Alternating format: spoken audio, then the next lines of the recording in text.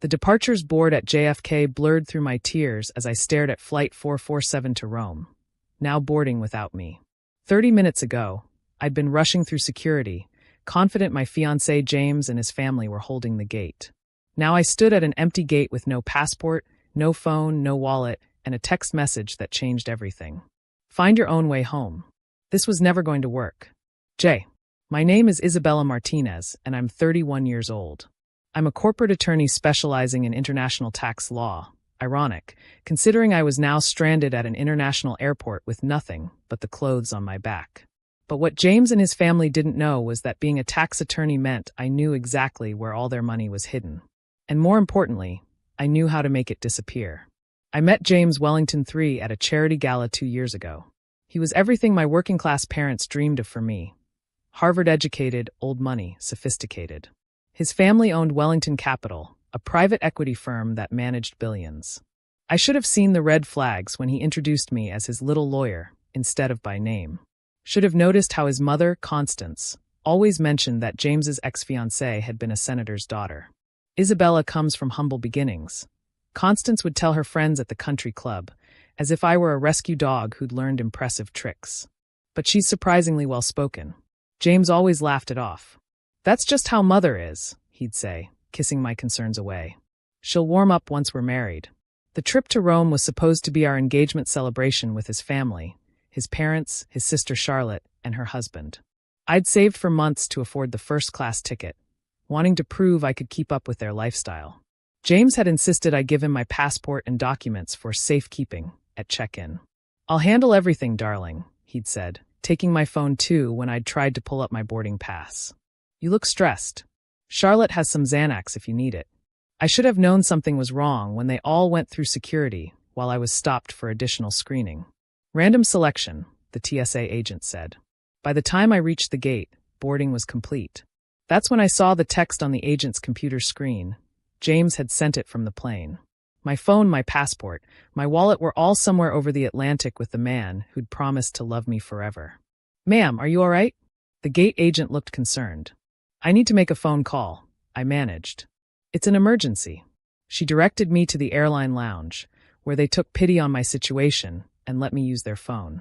I had 3 numbers memorized, benefits of being paranoid about technology failing during crucial deals. The first call was to my assistant, Maria. Isabella? Why are you calling from? Maria, listen carefully. I need you to execute the Wellington contingency file. Everything we discussed. There was a pause. Maria had been with me for 5 years. She knew what this meant. Are you sure? They left me at JFK with nothing. Execute everything. Now. On it. Are you safe? I will be. Make the calls. The second call was to David Kim, my contact at the Treasury Department. We'd worked together on several international tax evasion cases. David, it's Isabella Martinez. I have information about unreported foreign accounts that need immediate attention. Isabella?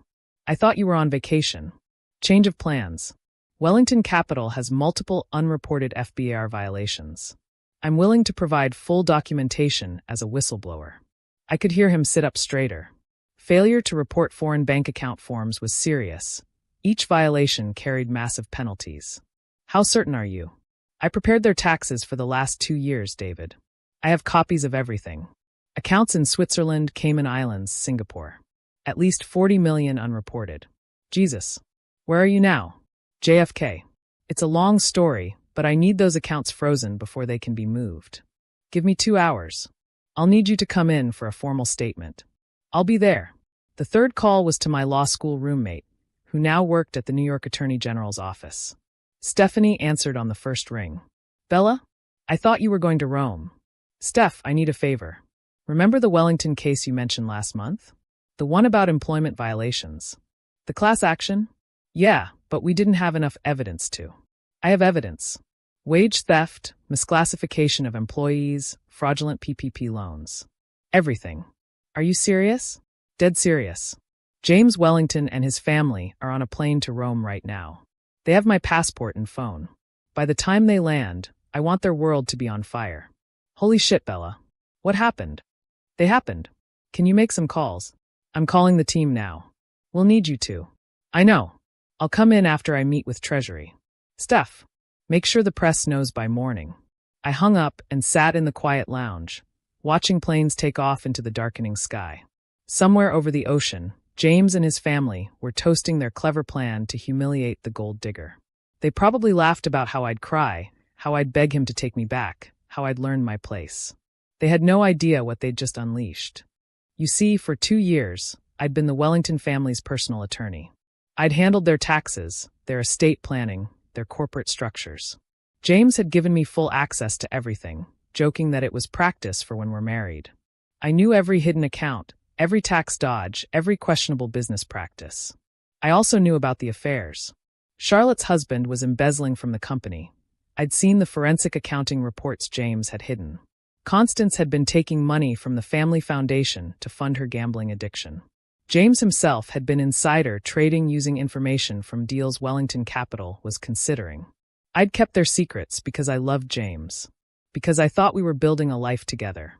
Because I believed that underneath the snobbery and casual cruelty, there was something worth saving. The airline staff helped me file a report for my stolen documents and arrange an emergency loan to get home. By the time I reached my apartment, my phone, I always kept an old backup, was buzzing nonstop. Maria had been busy. The Treasury Department has frozen 17 accounts, she reported. Total value of approximately $43 million. The IRS is calculating penalties. It could be up to 50% of the unreported amounts, plus criminal charges. What about the other matters? The Attorney General's office is issuing subpoenas as we speak. The employment violations alone could result in millions in fines and back wages. And Isabella? The FBI is interested in the insider trading allegations. I smiled for the first time since the airport. Good. Send them everything. The Wellington family plane touched down in Rome 8 hours after leaving me stranded. According to the timestamps Maria tracked, it took them exactly 13 minutes to discover their credit cards were declined at customs. 20 minutes to realize their bank accounts were frozen. 45 minutes for Constance to have what witnesses described as a complete breakdown in the Fiumicino airport. James tried to call me from a borrowed phone. I let it go to voicemail. Isabella, what have you done? Mother is having a heart attack. Our accounts are frozen. There are federal agents at our offices. Call me back immediately. Charlotte's call came next. You vindictive bitch. How dare you? This is illegal. Then Constance, her usual composure completely shattered. You've ruined us. You've ruined everything. James never loved you anyway. I saved every voicemail. Evidence, after all, was my specialty. The media storm hit the next morning. Wellington Capital under federal investigation. Billionaire family accused of tax evasion. Whistleblower exposes private equity giant. My phone rang. Unknown international number. I answered. Isabella. James's voice was hoarse. Please. We're stranded here. They won't let us leave the airport. Our passports have been flagged. Funny how that happens, I said calmly. Being stranded at an airport with no resources. Must be terrifying. This is different. We're being detained.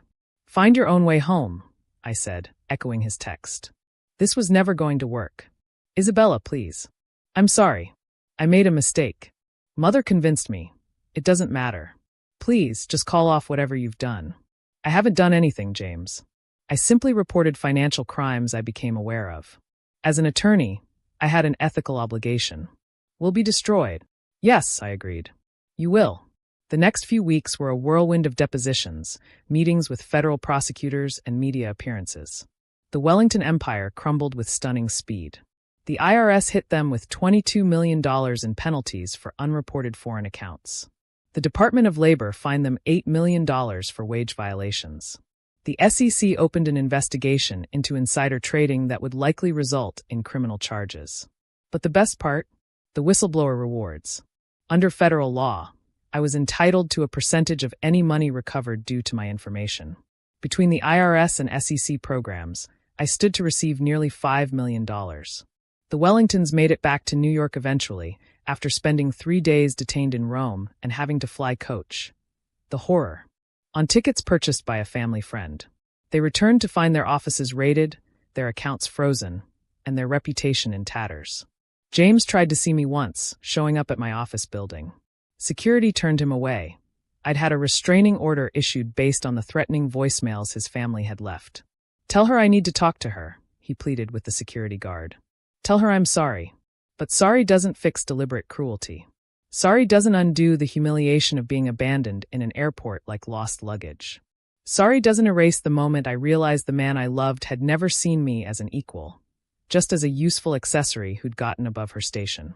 6 months later, I read about the Wellington family's bankruptcy filing. The legal fees alone had destroyed them, even before the fines and penalties. Charlotte's husband was in federal prison for embezzlement. Constance was in rehab. James was working as a junior analyst at a firm in Delaware, the only job he could get with his reputation destroyed.